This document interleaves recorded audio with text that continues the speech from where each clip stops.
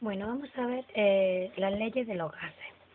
La primera ley que nos vamos a encontrar es la ley de Boyle-Mariotte, que nos viene a decir que la presión de un gas encerrado en un recipiente pues varía cuando se modifica el volumen de dicho recipiente a una temperatura constante. Es decir, cuando nos hablen de ley de Boyle-Mariotte, lo que tenemos que tener claro que en este caso la temperatura va a ser constante, ¿vale? ¿Y qué nos dice entonces esta ley? Que la presión, nosotros metemos un gas en un recipiente, entonces la presión primera, por su volumen primero, ¿no?, de ese recipiente, va a ser igual a la presión ejercida en el segundo momento por el volumen que tenga ese recipiente en el segundo momento. Esta es la fórmula para la ley de Boyle-Mariotte, siempre y cuando la temperatura, acordaros, sea constante. Según el sistema internacional, la presión ya sabéis que se mide en pascales, ¿vale? En pascales. Y el volumen lo medimos en sistema internacional en metro cúbico, ¿vale? Bueno, ¿cuál va a ser la relación que existe entre esta presión y este volumen? Si nosotros aumentamos el volumen, ¿qué va a pasar con la presión?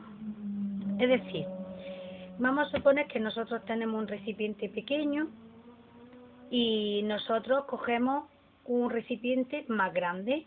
La presión entonces que se ejerce en ese nuevo recipiente, al tener mayor volumen, ¿cómo va a ser la presión?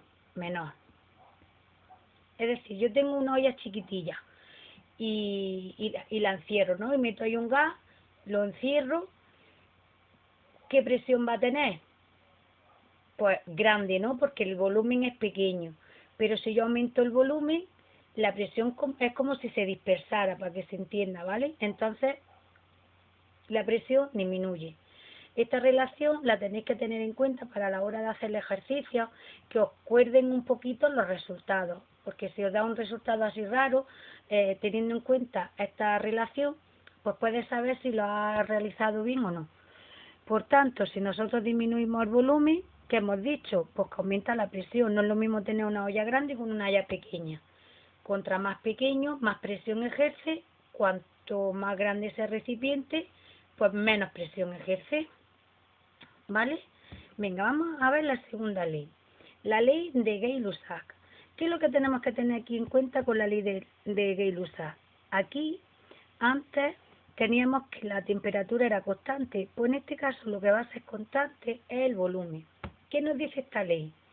Nos dice que la presión de un gas encerrado en un recipiente varía cuando se modifica la temperatura con un volumen constante. Es decir, vamos a poner la formulita que nos está diciendo. Nosotros tenemos que la presión en su primer momento partido la temperatura, ¿no? La temperatura principal, ¿no? La primera va a ser igual a la presión ejercida en segundo lugar partido la temperatura. Esta es la fórmula de la ley de Gay-Lussac.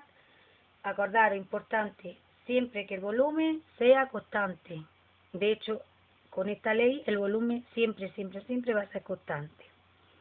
Anteriormente, como hemos dicho, la presión va a ir en pascales en el sistema internacional y la temperatura va a estar en Kelvin.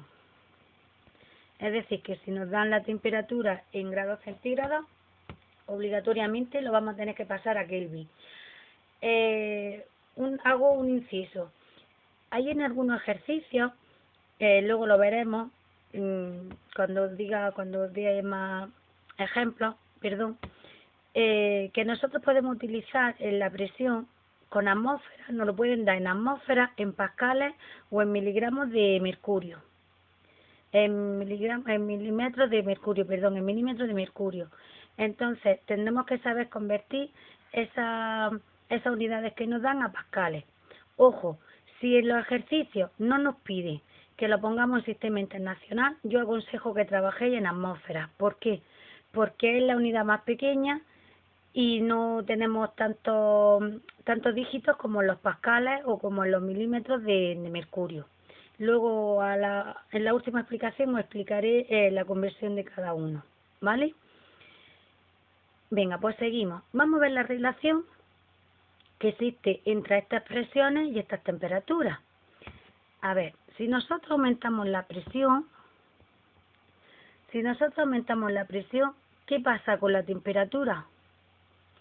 Aquí decíamos que, vamos a recordar lo de Boyd-Mariette, aquí decíamos que cuando aumentaba el volumen bajaba la presión, ¿no? Eran inversamente proporcionales, ¿no? Estaba claro, cuanto más grande el volumen, menos la presión. Aquí, ¿qué pasa? Si hay más presión, si nosotros tenemos, por ejemplo, una olla pequeña, bueno, una olla grande, me da igual. Venga, una olla grande. Metemos un gas, cuanta más presión, más temperatura tendrá ese gas, ¿no? Más podrá calentarse. Por tanto, estas magnitudes en la ley de Gay-Lussac son directamente proporcionales. Si aumenta una, aumenta la otra. Y si disminuye uno, disminuye la otra, ¿vale? Cuanta menos presión, pues menos temperatura coge ese gas. ¿Sí? Venga, veamos la tercera ley. La ley de Charles. En este caso, lo que va a haber constante es la presión, ¿vale? Esto lo tenéis que tener muy claro.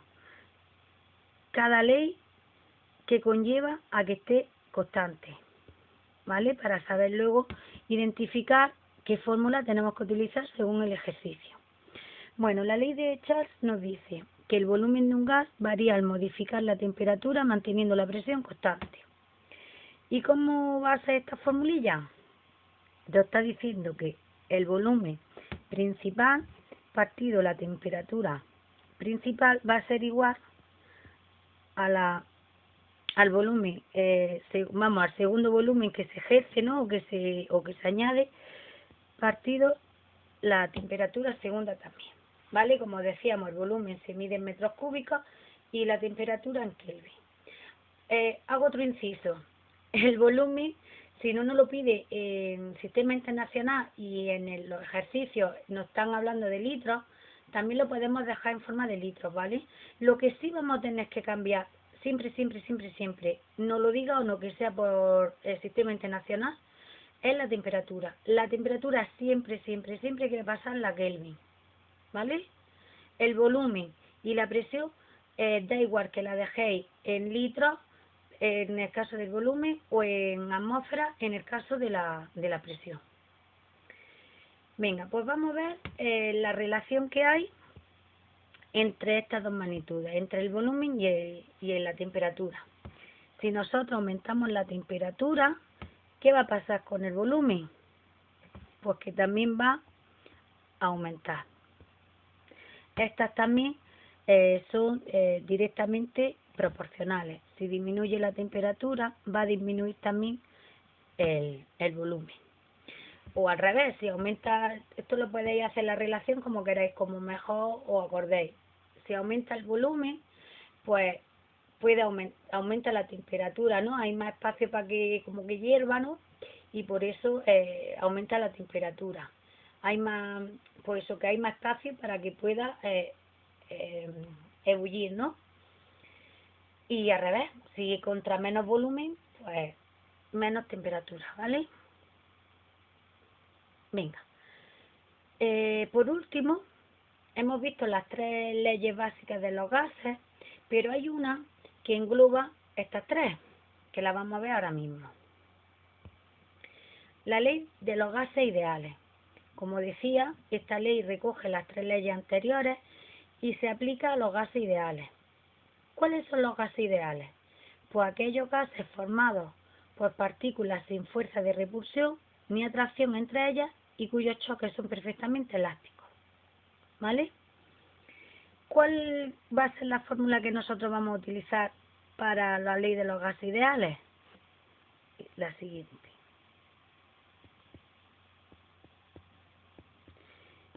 esto como el Padre Nuestro. Esta formulilla, donde P es la presión y como decíamos en pascales o en atmósferas, ¿vale? Lo podéis encontrar de las dos maneras. Incluso, como he dicho antes, en milímetros de mercurio. A mí me gusta trabajar en atmósfera, a no ser que me diga, me especifique claramente el ejercicio que lo tenga que hacer en pascales. El volumen, la V es volumen, perdón. N es los moles. T, la temperatura. Y aquí nos sale una constante universal de los gases ideales, que es la R, que este es un valor, es siempre el mismo valor, ¿vale? Os lo tenéis que saber de memoria. R vale 0,082 atmósferas por litro partido Kelvin por mol. Como veis, aquí la constante esta universal de los gases ideales trabaja con atmósferas y litros. Por tanto, ¿cómo vamos a trabajar también con la presión y el volumen? Pues en atmósferas y litros para poder utilizar esa constante universal. Y acordaros que la temperatura en Kelvin. Venga. Y por último vamos a recordar lo que os he dicho antes, os he estado anunciando de las atmósferas, pascales, milímetros de mercurio. Venga. A ver. Una atmósfera es igual a ¿qué? A 101.325 pascales. Luego también tenemos que una atmósfera es igual a 760 milímetros de mercurio. Por tanto, 760 milímetros de mercurio, ¿a qué va a ser igual? A 101.325 pascales. ¿Ok?